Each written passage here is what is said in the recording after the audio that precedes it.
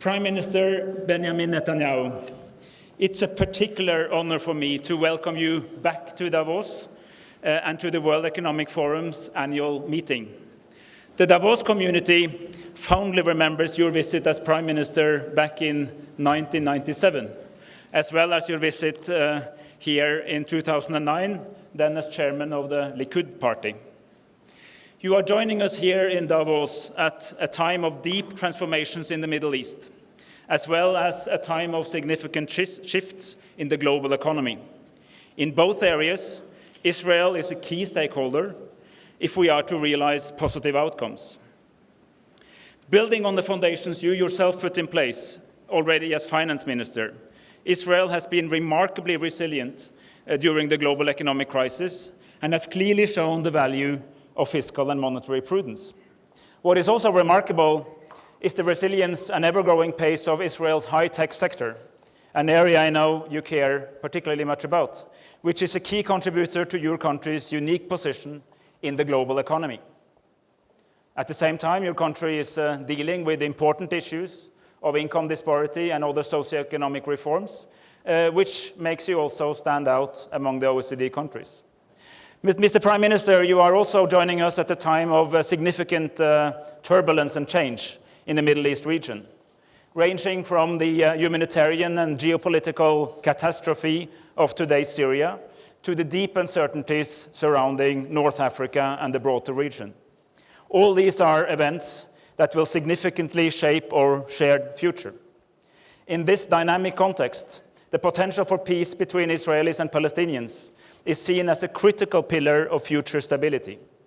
I would like to express our support from the World Economic Forum for the leadership that you yourself, as well as your Palestinian counterparts, have provided in restarting the direct negotiations. So, Mr. Prime Minister, thank you for joining us in Davos yet again, and it's now my pleasure to invite you here to the lectern to deliver your special address.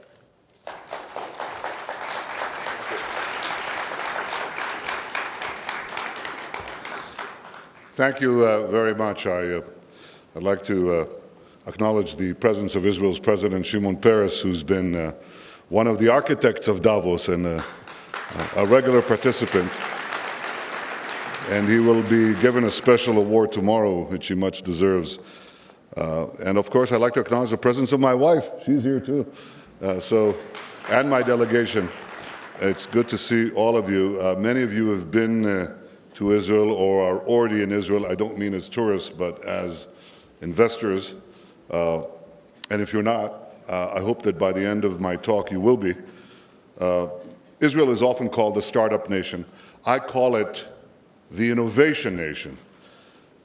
The future belongs to those who innovate. Those who don't innovate, whether in companies or in countries, will fall behind. Innovation is the only way to consistently add value to your products and services in an increasingly competitive global economy. And Israel is a global center for innovation, and by that I mean two things. It's a center not only for science and technology, but for the indispensable ingredient of entrepreneurship. It's the man or woman who has an idea, sometimes a child almost, young men and women, who have an idea. And that idea takes science and technology and turns it into a workable plan that can actually profit and grow. So Israel is the epicenter of world innovation right now. But before I tell you about it, I have to briefly digress, because you mentioned the fact that I was here in '97. I digress on something that you cannot innovate on. You must have an economy that follows the rules of economic gravity. They are no different in Israel or in Nepal or in Colombia or anywhere else. And unless you keep to fundamental rules, all the platform that you seek to have all these thousands of startup companies take off, they won't take off. They'll crash and sink with your economy. So to have an economy that is run soundly, you have to observe certain principles. The first one is very simple, but I say that to those of you who are in the audience who run states. The most important rule, number one, is don't spend over time more than you bring in. Can't afford it. And the second is, of course,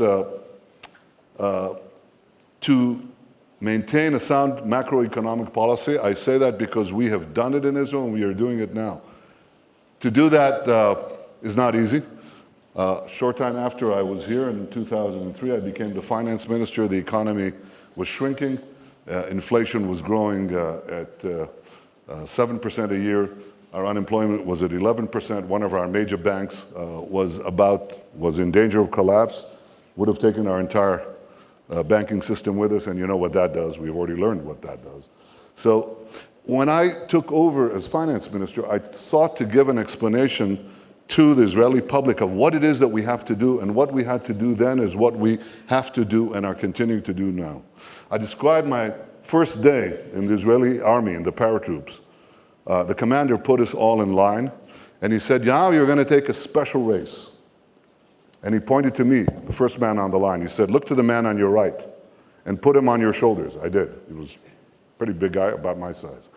The next guy, he said, who was the smallest man in the platoon, he said, put the guy to your right on your shoulders. And he got the biggest guy in the platoon. And the third soldier, who was a big guy, received a small person, and so on. And then the commander blew the whistle. And I could barely take a few steps. The little guy with me carrying the biggest guy in the platoon collapsed. And the third guy shot forward like a rocket and took the race.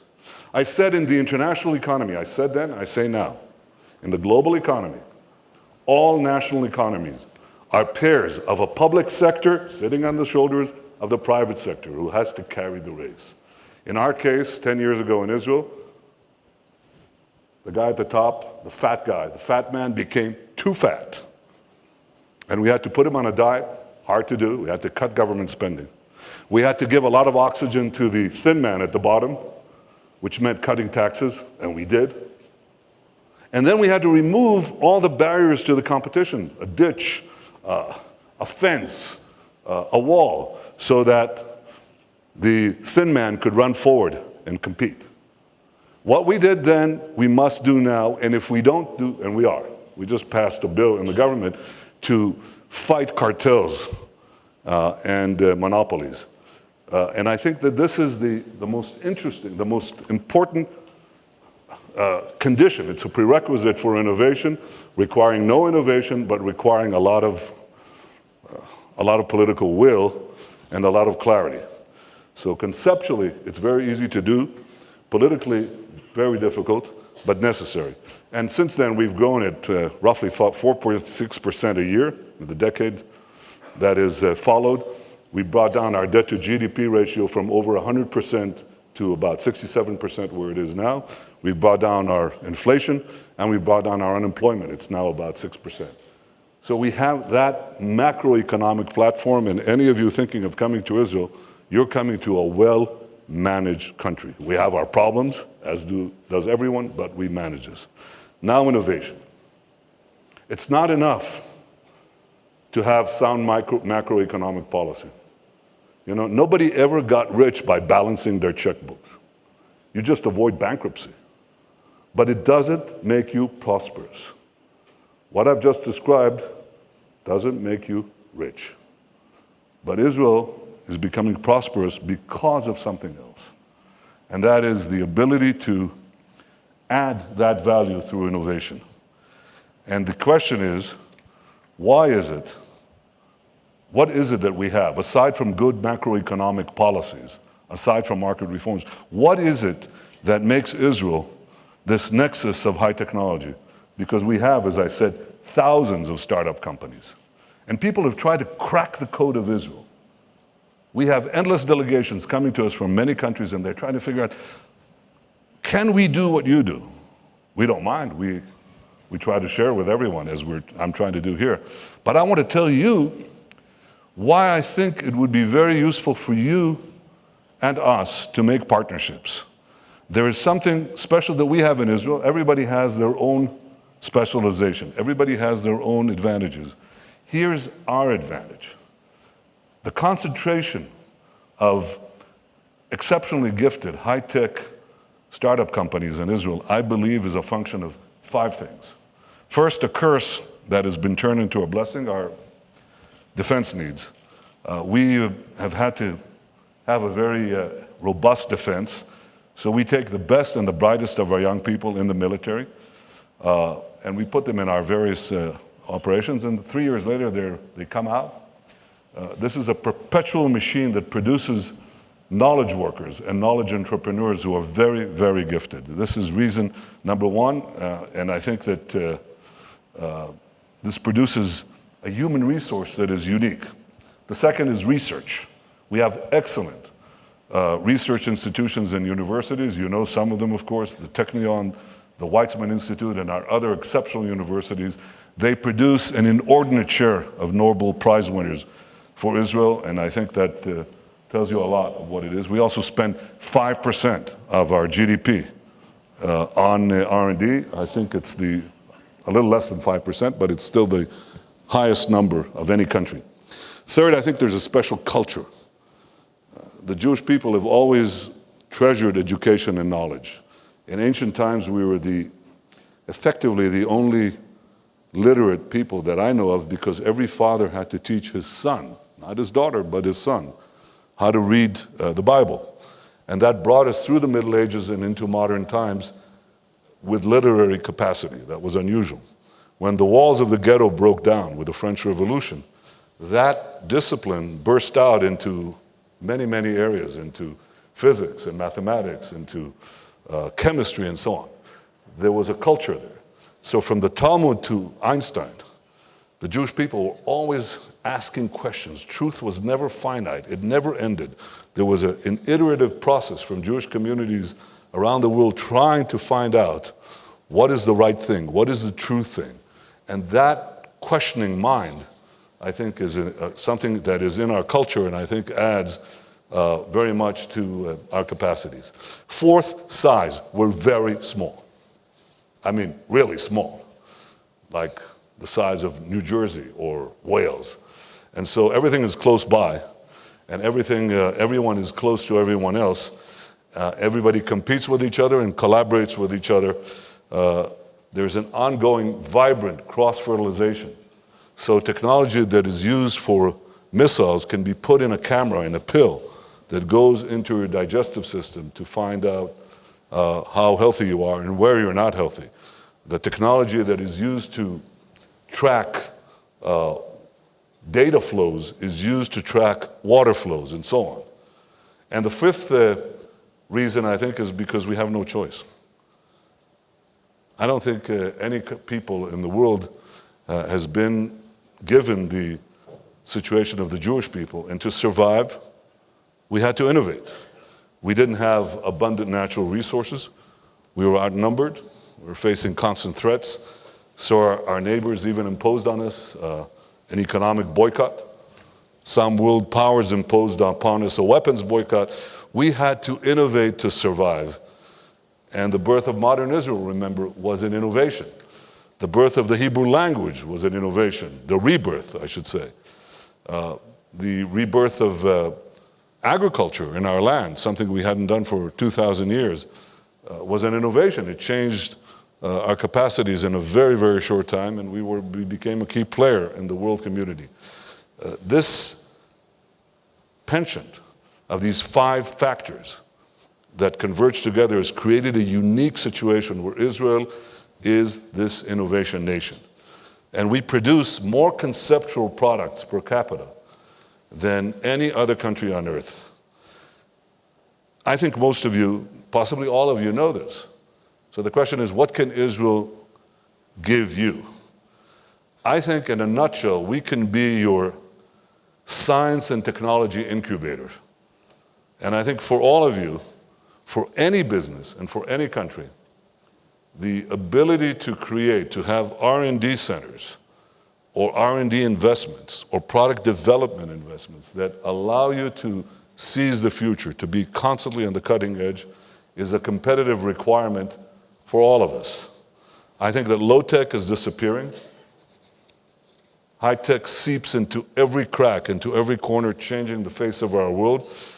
I've just come through an illuminating luncheon with some of the leading IT executives and companies in the world, and it's very clear that there is an abundant opportunity here, tremendous opportunity, the Internet of Things and the Internet of everything. Everything is moving very, very rapidly. Everything is becoming digital.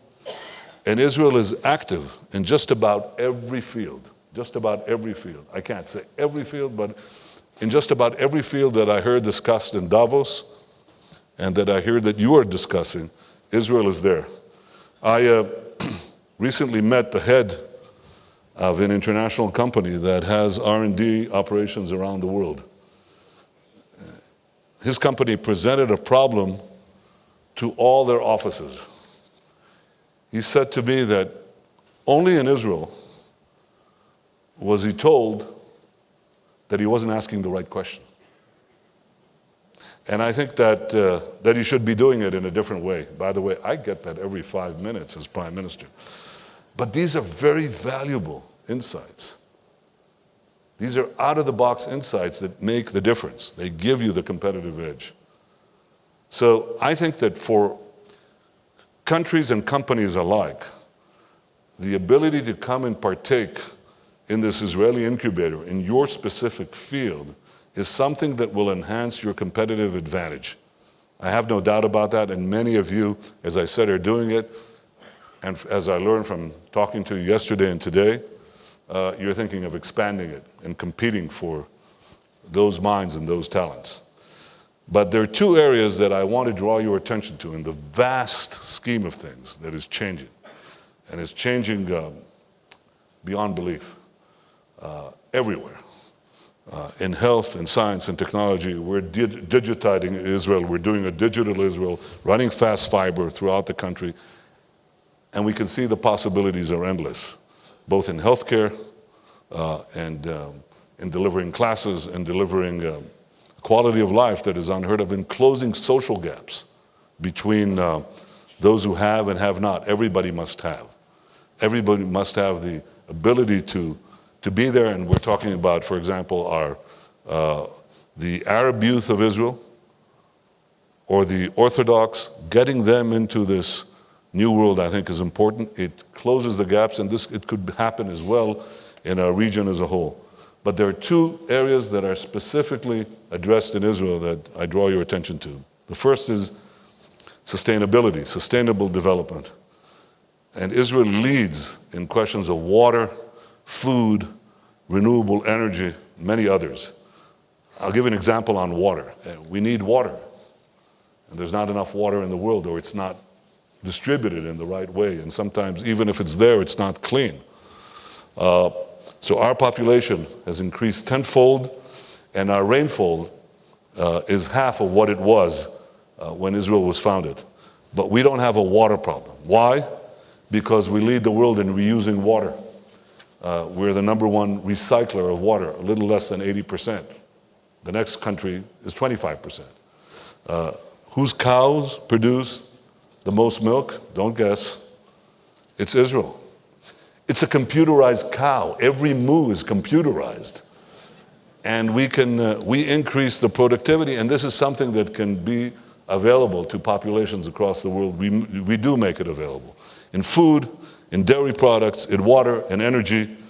When you think about the sustainability, think Israel. And there's another area that I specifically talked about an hour ago, which I think is important. All the limitless possibilities that you see on the internet are being challenged by one thing. And that is the question of cyber security, or if you will, cyber insecurity. And the question of the invasion of our privacy. Is the age of privacy over? The major engine of economic growth, global economic growth, is the internet. The internet has to be protected. You would not leave your bank account open or money on the table or your door open, but effectively, unless we have that protection, everybody is exposed. There are no rules of the game, and we enter chaos. So Israel leads in the question of cyber protection, without which the internet economy cannot move forward. We believe that the hundreds of companies that have been established in Israel in the last few years, hundreds, in cybersecurity can be your partners We know that the major cyber firms are already in Israel, and they're discovering how true that is. But I think that every country and every company today has a vested interest to have the protection of privacy and cybersecurity. These are not always identical. There's often conflict between the two. But it's something that we in Israel think that we can contribute to. I think that you should also know that we are making, as a government, a massive investment in this area. We intend to be in the top 3. I think we are in the top 3 in the question of cybersecurity and cyber protection. We believe that we should safeguard the individual. We think that individuals around the world, millions and millions of people, billions of people, should know that their accounts are inviolable, that their money is safe, that their privacy is assured. This is the world we want to see. And Israel can help make that world a realization. So I encourage you to come in and join us with this. And I think this will be good not only for you, not only for us, but also for peace. The investment in the growth of the Israeli economy is good for our society, and it's also good for our neighbors, whether they realize it or not. I believe that in the peace negotiations, advancing the economic peace alongside the political peace, one does not replace the other, but it could facilitate the other. I think this is a tremendous contribution to peace. It's a way to also close gaps within Israel and between Israel and its neighbors. That may not be evident yet between us and our neighbors, but I think it will be evident in the future. So I think this is an investment in peace. An investment in the economic peace assists the development of political peace. It could be of great benefit to all our neighbors, but especially to the Palestinians, because we've had some beginnings of cooperation, including in the high-tech field, between Israeli entrepreneurs and Palestinian entrepreneurs. I believe it could also be a force that will move the entire region forward, but of course the region, as you know, has other problems which we will discuss. Israel has so much to offer in the Middle East.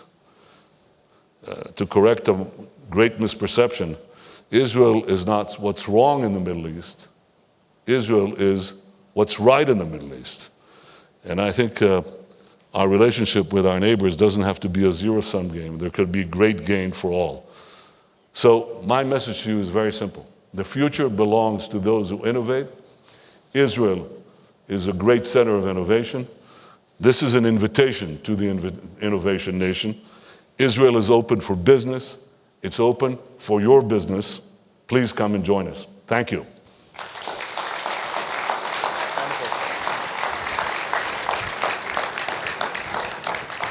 Thank you so much, Prime Minister Netanyahu, for that great statement in favor of innovation and startups. And of course, we all hope that those who already have started up and become big, they also find a good business environment in Israel.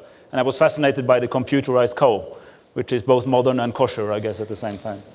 Let me pick up where you ended on the idea of a positive-sum game, because there's a lot of interest in this audience about the peace process, and precisely about the relationship between the mutual economic progress of Israel proper and its Palestinian neighbors, that businessmen, people engaged in the economy, can actually contribute to the political peace.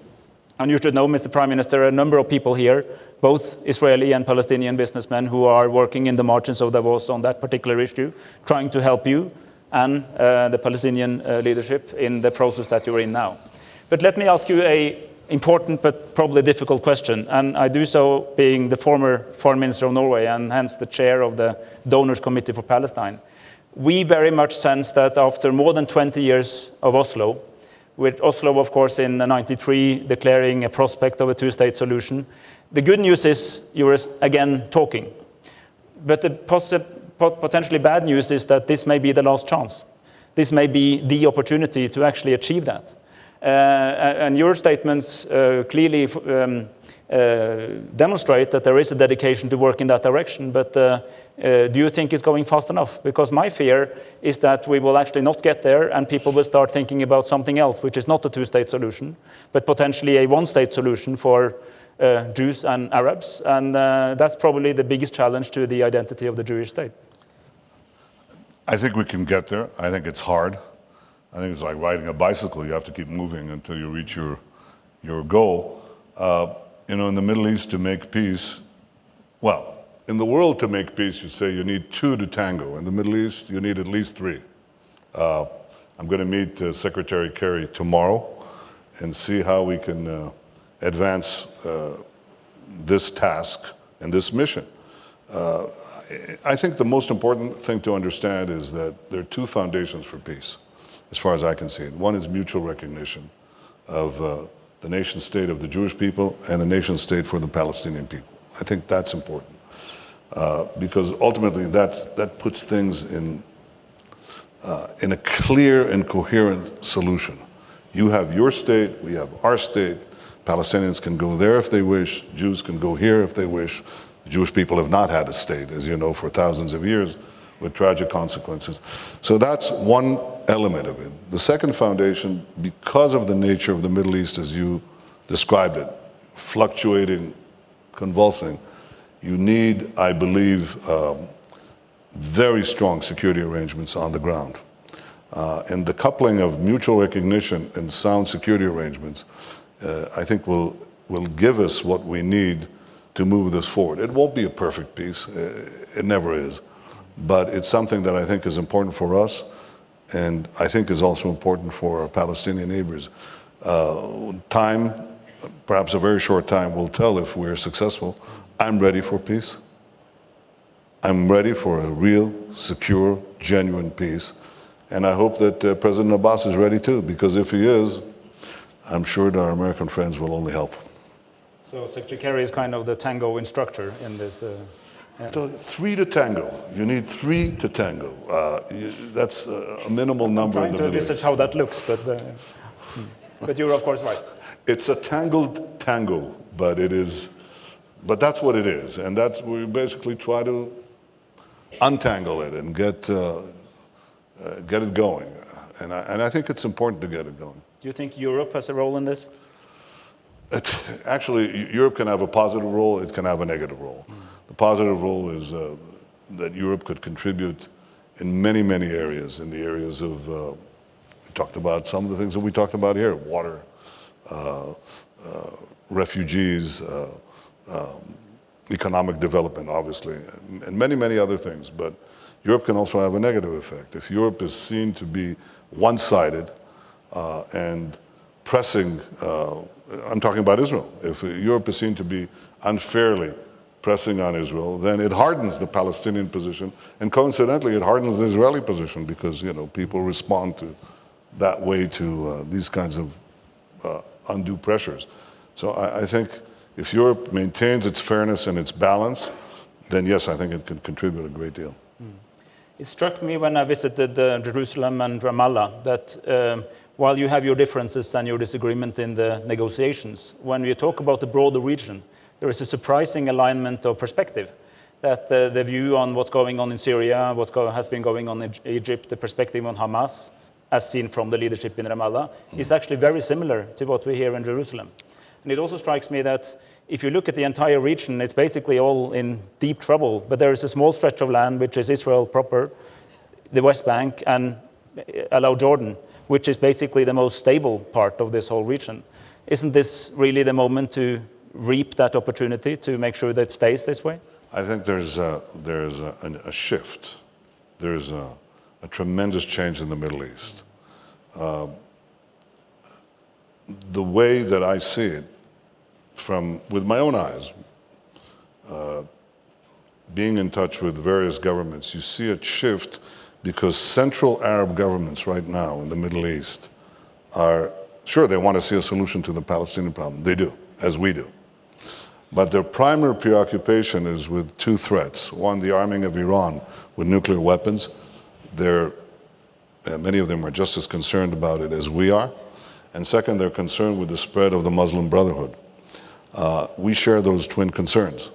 And so these governments do not see Israel as their enemy, but in many ways as their, if not ally, then their partner in holding back these dual threats. So this is a shift. This is a point in time where we could get more support, more Arab support for, I think, a reasoned solution between Israel and the Palestinians than we had before, principally because they really want to have a partnership with all the countries in the Middle East against these real threats. And believe me, they're not reassured by the soft words that were said here this morning by the president of Iran. They get it. They understand that these are, a change of words with unchanging deeds. They understand that Iran remains aggressive, that it supports terror, that it participates in the slaughter in Syria, that it's pursuing the development of ballistic missiles and plutonium for nuclear weapons. They get it right, and we get it right. We all wish there was a real change in Iran. We don't see that. We have to look at their deeds and not at the soft words that they utter. I agree fully. I think, we have to judge them what they do, not only what they say. Yeah. Although the speech was quite impressive, it should be said. It just has no connection to what is going on the ground. We'll see. For example, they say we oppose the intervention in Syria. They oppose the intervention in Syria? Iran is intervening in Syria. Iran, with the Revolutionary Guards on the ground in Syria, is facilitating the mass slaughter. Iran sent and dispatched Hezbollah to do the fighting and the killing in Syria. Iran is intervening in Syria like that. Well, of course, Rouhani can say something, but it doesn't make it real. Sounds nice, but it's false. He says he opposes the killing of innocent people. Just 4 days ago, they executed dozens of people, many of them innocent people, in the public squares and the execution centers of Iran. They do that. They say they oppose nuclear weapons. Why do they insist on maintaining the ballistic missiles and the plutonium and the advanced centrifuges that are only used for the production of nuclear weapons? So it sounds good. I wish it was real. It isn't real. I think the world has a mission to prevent Iran from getting nuclear weapons or from manufacturing nuclear weapons. I think there's a very broad shared agreement that there's had to be an international responsibility, and that's why one is working on trying to have a solid deal which is verifiable. So there should be little disagreement on that. But just for the point of argument, assuming that you were positively surprised in a couple of years. Assuming that you became positively surprised by an Iran that actually changed. You don't have to believe in this. It would be wonderful. But if it would happen, how would it change the security outlook of Israel? I think it would change the security outlook of the entire region. First of all, I think it would be a great boon for peace. Because remember that in all our region, many of the countries are threatened by Iranian aggression and would be 10 times more threatened, 100 times more threatened if Iran had atomic bombs to back up its aggression. But the second thing, specifically with the Palestinians, remember that half of Palestinian society is dominated by Iran's proxies. The Hamas and the Islamic Jihad are controlling the population in Gaza. So obviously if the Iranian umbrella, let alone a nuclear umbrella, was removed from these people, you can understand that this would open up more avenues for peace. Right now, an opportunity for peace is created in the Middle East, for peace between Israel and the Palestinians, is paradoxically created by a common anxiety in many Arab countries and in part of the Palestinian community of Iran, of Iran's arming with nuclear weapons. The removal of that threat would create even greater opportunity for peace because it would remove the one engine that opposes the existence of Israel and backs up its ambitions with the real material. Which I think is exactly why the United States of America, so many European countries and so many Arab countries actually want to work with you and the Palestinians to make this the year where you actually realize the promise of Oslo. Well, what we want to do is make sure that we have a real peace, which means we don't want one state that is a binational state. That we don't want, and I don't want it. So you need two states. So you need two states, but you also want to make sure that the other state ends the conflict, that it doesn't seek to perpetuate the conflict from improved lines, that it recognizes the fact that the Jewish people and the right of the Jewish people to have a state of their own, and that it stops all demands. But the other thing we want to make sure is that this other state doesn't become another Iranian proxy from which thousands of rockets are fired at us. So we have these, I would say, these twin objectives. One, to avoid a binational state, and the second is to avoid an Iranian state. It's a tall order, but it's one that I'm ready to undertake. I hope President Abbas will undertake it too. It's not easy. It requires a lot of courage and a lot of wisdom and a lot of help from our friends. Thank you. Our time is up. We wish yourself, President Peres, and President Abbas, who's not here now, all the best in that process. You both need it. And please rest assured that there are a lot of people in this audience who want to help you in practical terms, also on the business level. Well, come to Israel and help yourselves. Thank you very much. Thank you. Thank you so much.